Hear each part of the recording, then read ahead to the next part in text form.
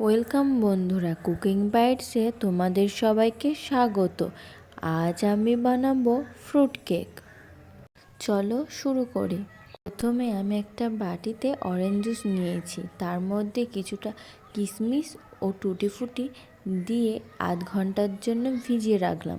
এবার একটা বাটি নিয়ে তার মধ্যে হাফ কাপ গুঁড়ো চিনি দিয়ে দিলাম, আর দিয়ে দিলাম হাফ কাপ সাদা তেল।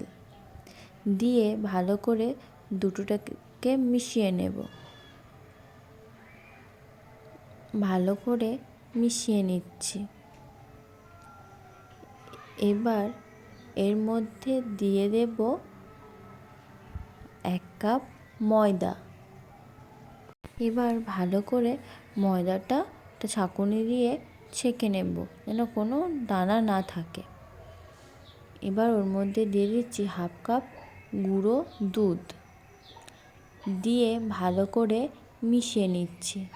আর দিয়ে দিচ্ছি হাফ কাপ জল, তোমরা দুধও দিতে পারো।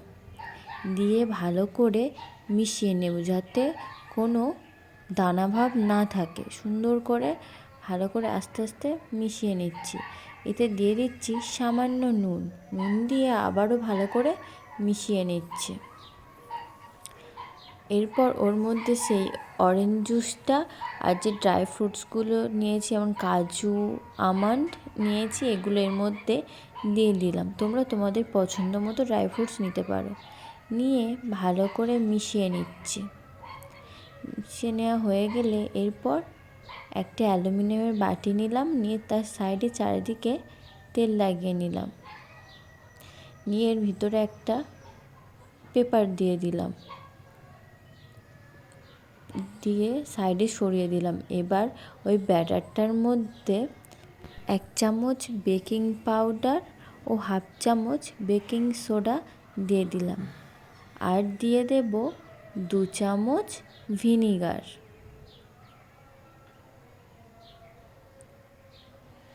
দিয়ে ভালো করে মিশ্রণটিকে মিশিয়ে নেব।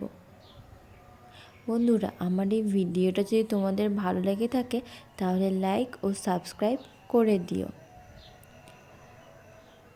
মেশানো হয়ে গেলে এবার ওই বাটির মধ্যে ব্যাটারটা ঢেলে দেব।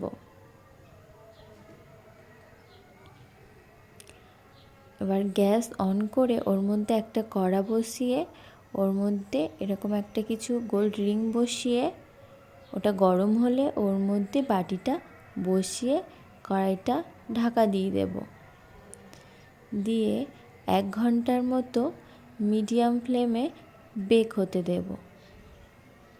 40 মিনিট পর খুলে ওর মধ্যে কিছু ড্রাই ফ্রুটস উপর থেকে দিয়ে দেব, কাজু, আমন্ড, কিশমিশ আর কিছু টুটি ফুটি সুন্দর করে সাজিয়ে দেব।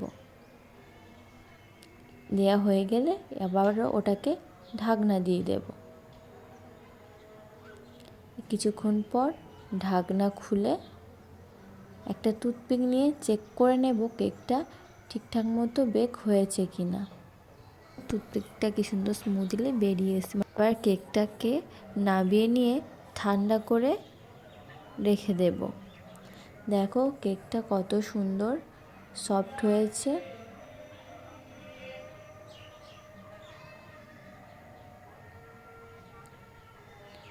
দেখো কত সুন্দরভাবে কেকটা বেক হয়ে গেছে। এই পর্যন্ত। কাল আবার আসবো অন্য কোনো ভিডিও নিয়ে।